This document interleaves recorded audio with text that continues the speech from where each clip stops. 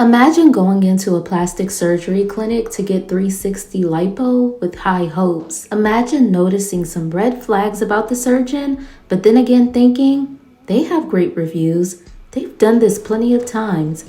Let me just go ahead and get this done. Imagine after the surgery being manhandled by the nurses without any care, just being passed off to your partner without being completely off anesthesia. Once you and your partner make it back to your hotel, you begin to come out of anesthesia, you notice that there's something off. You can't speak and it hurts to swallow. After being in excruciating pain, you finally ask your partner, "Take me to the hospital." After being checked in and examined, the doctor told you something unbelievable, that you had possibly been SA'd while going through surgery. This is the story of Moesha Watts, also known on social media as Elegance Monroe. I will be posting a series of her videos to help bring more awareness to this situation, but I do want to make this disclaimer that this video and the ones following are not for gossip and entertainment purposes. It is strictly to bring awareness to this sad situation, to help for justice to be served for Moesha Watts. So this is part one, guys, and I know a lot of people have a lot of questions. I myself personally have a lot of questions. I'm just gonna, I did the two previous videos. As you guys can see, I don't really post like that. I'm not a big social media girl, but I know what the effects that social media have, and I'm just hoping that some type of justice can be had. Some type of justice can be had. When I did the put your finger down video, I just did that as like an attention grabber to like move traffic to my page so I could tell my story. But please, in no way, shape, form, or fashion think this is a game or I take it lightly or anything like that. This is not okay. And I'm just now sharing after 7 months because the Miami Police Department just kept telling me, well, if you do anything, if you say anything, it's going to impede on our investigation. It's going to mess up the investigation. And I believed them like a dummy, like an idiot. I believed them. And I'm just going to, share as many facts as I can. Mind you guys, this happened in September of 2025. This happened in September of 2025. Babe, do you mind giving me that phone? This happened September 2025. Actually, it happened September 16th. And also, can you hand me those papers right there? So, and I was notified. I want to make sure I have all the dates right for you guys. I was notified. So September 16th, I had my surgery. That night, after I woke up out of anesthesia, I was in the hospital. Like, I couldn't talk. I couldn't eat. Even drinking water hurt. Like, that's how inflamed my throat was. That's how much damage had occurred to my throat. And then it was, and Detective Diaz had reached out to me October 22nd. I remember because it was October 29th. I remember because it was the Wednesday before Halloween. As you guys can see, I just got my bachelor's degree and I was in class, and that's why I remember the date, because she called me while I was in class. I had to step out of lecture and go to the restroom, and she was like, "Oh, okay, I'll just call you back." So I'm thinking nothing of it, and she didn't want to tell me while I was in class because my reaction to anyone's reaction to find out that by their plastic surgery, why being unconscious, like, she didn't want me to flip out like that in class. So I called her back after the lecture was over, and that's when she broke the news to me. I flipped out, and she said that we're going to start the investigation. But so September 16th, it was like a lot of ripping and running. Mind you, this is my wife, Jay. I don't know if you want to say hey. That's my wife, Jay. She was with me. during the whole getting ready for the surgery and everything. Mind you, they allowed her to come into the building the whole time. You had to go through pre-ops, you had to meet with the surgeon.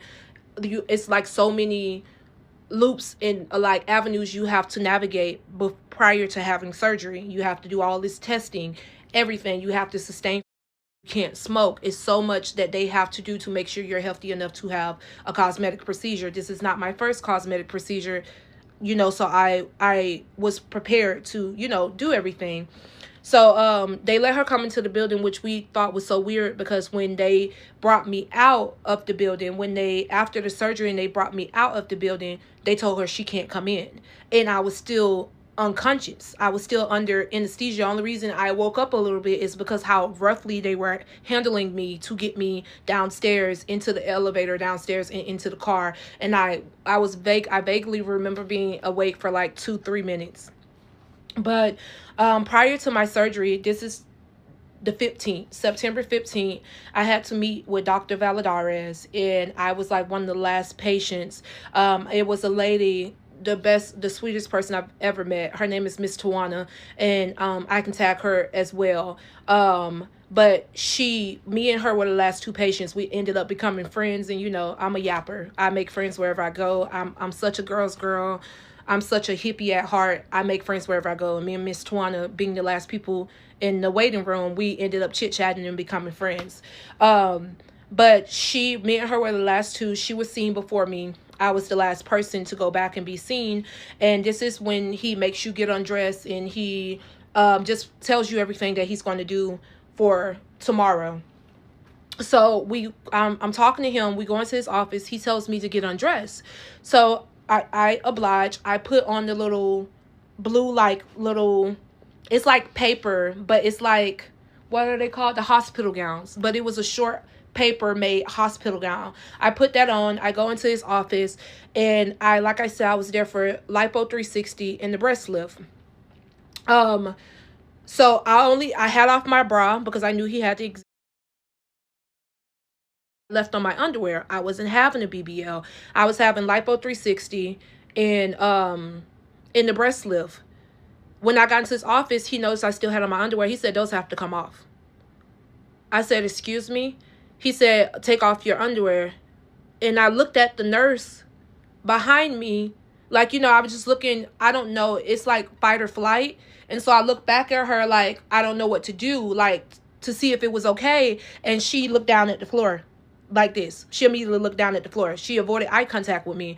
So I was just like, I'm not having a BBL. And he was like, well, I still need you to take off your underwear. And so I immediately started crying. I started crying and I started shaking, and I'm standing there like this, and I go to remove my underwear, and he was like, wait, he goes like this. He says, wait, you're making me feel like I'm doing something wrong. First red flag, just his choice of words. He was like, you're making me feel like I'm doing something wrong. And I was like, I'm really uncomfortable. I'm married. You get what I'm saying? I'm really uncomfortable. I don't want to expose my vagina to you you're a grown man. Like, I don't want to expose my vagina to you if I don't have to. And he was like, oh, okay, well, you can leave him on, but roll him down. And this is what he made me do, guys. I'm going to stand up to show you guys. So just imagine me. I'm standing in front of this guy. I don't have this on. I don't have on the top. I'm just going to tuck it under my bra. He made me, I'm not going to expose myself to the camera, but he made me pull my underwear down to here. So right before, if I was to open my legs, you guys will see my flower. He made me pull my underwear down to here to show him, like, I guess my hips. It didn't make sense to me. It didn't make sense to me. Having me expose you the top, it was completely unnecessary. It did not make sense. So he made me put on my underwear, and he marked my stomach, and he was looking at my stomach and telling me like how the lipo was going to go and where he was going to take the fat and stuff from.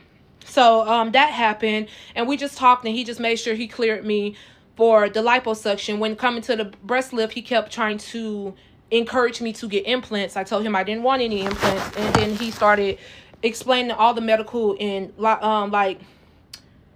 I guess, like, surgical terminology about getting implants, and we just decided to not move forward with the breast lift because we was like, okay, we're just going to do the lipo 360, and if I decide to get my breast done again after how this surgery goes, I'll come back and do the breast lift, implants, whatever.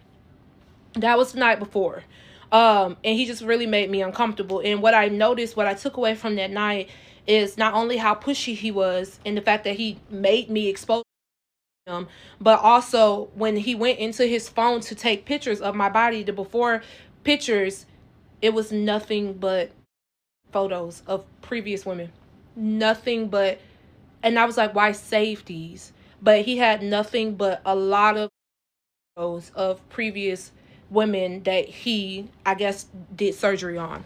This is about to wrap up, so I'll go into detail about the leading up into the surgery.